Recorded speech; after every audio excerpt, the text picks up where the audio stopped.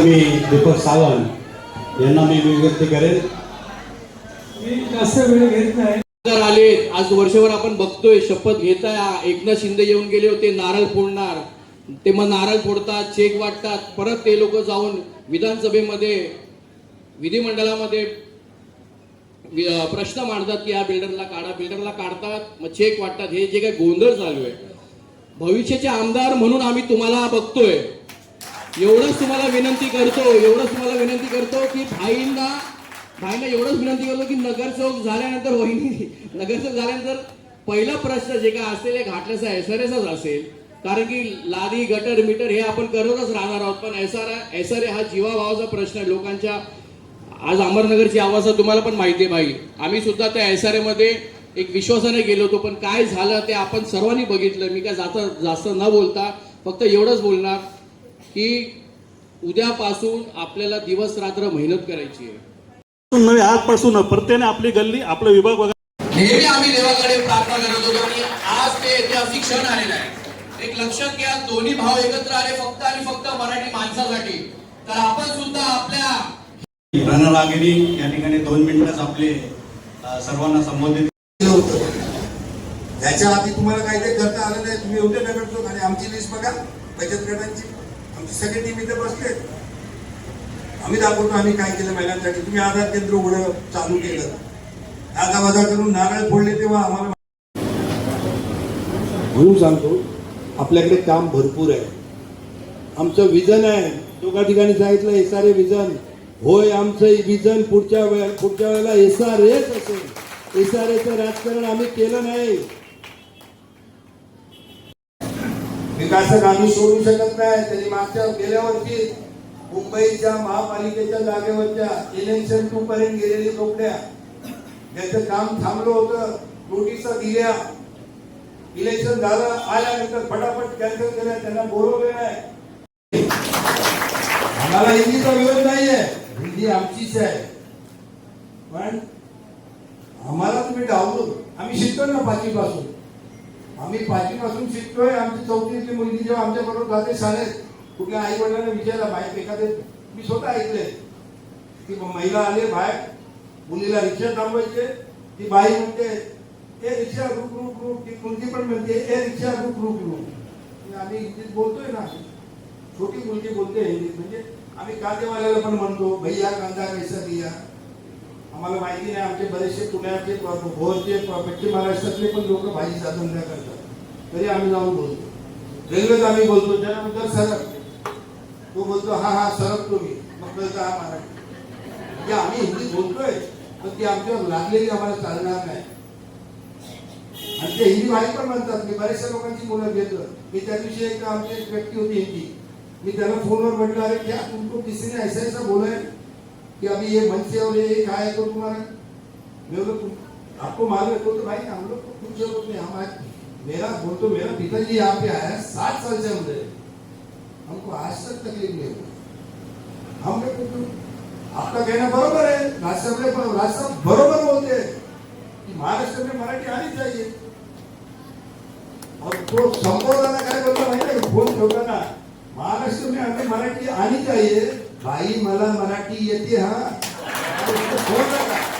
त्याने फोन ठेवला. मराठीचे मगाशी आले होते काय मी बघितलं त्याला, मला हे बोलून त्या माणसाने फोन ठेवला. असे त्या रात्री मी 2-3 जणांशी बोललो. मला मीनाक्षी मॅडमनी सांगितलं ह्या जरा 3-4 लोकांना जरा फोन करा, चुकीचं आलंय ऐकायला. 4-5 लोकांनी पाटील साहेबांना फोन केला, यांच्याशी बोलून घ्या. मी सगळ्यांशी बोललो, कुठेच मला त्यांच्यात कडवटपणा दिसला नाही.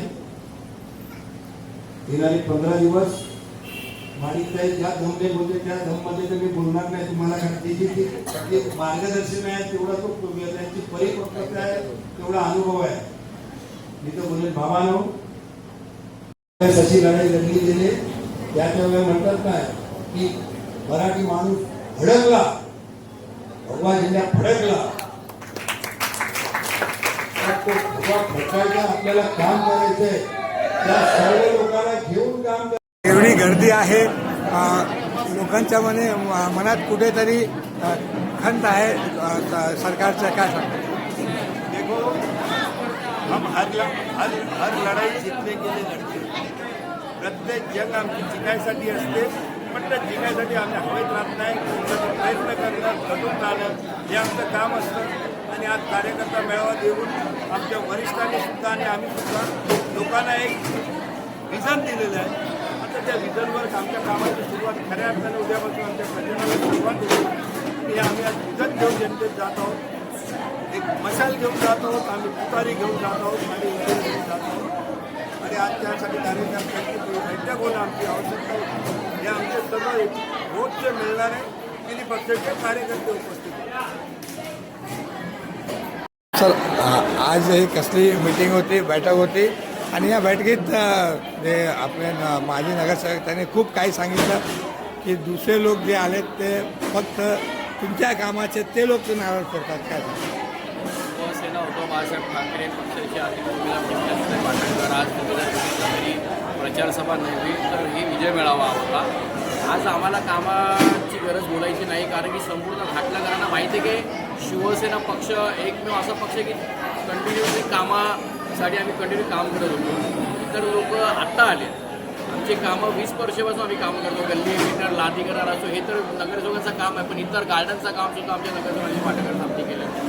पूर्ण विभागामध्ये CCTV मुक्त काम केलेलं आहे. पूर्ण विभागामध्ये CCTV लावायचं काम केलं आहे. एमएस लाईट्स आहे. तुम्हाला सांगतो भरपूर कामं ह्या शिवसेना उद्धव बाळासाहेब ठाकरे पक्षाचे तर्फे आमचे नगरसेवक आणखी पाटणकर साहेबांनी अतिशय सुंदर काम केलं आहे. आणि येणाऱ्या 16 तारखेला तुम्हाला कामाचाच विजय तुम्हाला दिसणार आहे. बाकी ठीक आहे, आता जे काही उमेदवार येतील जातील ते काय इलेक्शनमध्ये येतात आणि जातात, पण आम्ही काय इलेक्शन आमच्यासाठी नवीन नाही आहे. आम्ही 17-24 तास जनतेमध्ये काम करणाऱ्या शिवसैनिक आहोत, तर आम्हाला असं काय फरक पडत नाही. आज कशी लागणारी त्यांची? बघा, तुम्हाला आज 2 वर्षापासून माहिती आहे, नारळता हा छोटी मोठी गोष्ट आहे हो. शिवसेना पक्ष हे लोकांनी फोडलं.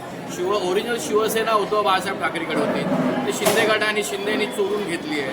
चिन्ह चोरला, पक्ष चोरला, हे कामाचा तर छोटा मोठा आहे, तर आम्हाला काय फरक पडत नाही. पक्ष जरी चोरला, चिन्ह जरी चोरला, पण तुम्हाला माहिती आहे खासदारकीमध्ये ह्यांची जागा उद्धव साहेबांनी दाखवून दिली. विधानसभेमध्ये हे लोकांनी EVM सेट करून हे लोकांनी जे काय विजय दाखवलं, पण हे आम्ही गाफील राहिलो. पण आता ह्या मुंबई महानगरपालिका इलेक्शनमध्ये आमचे शिवसैनिक गाफील नाही.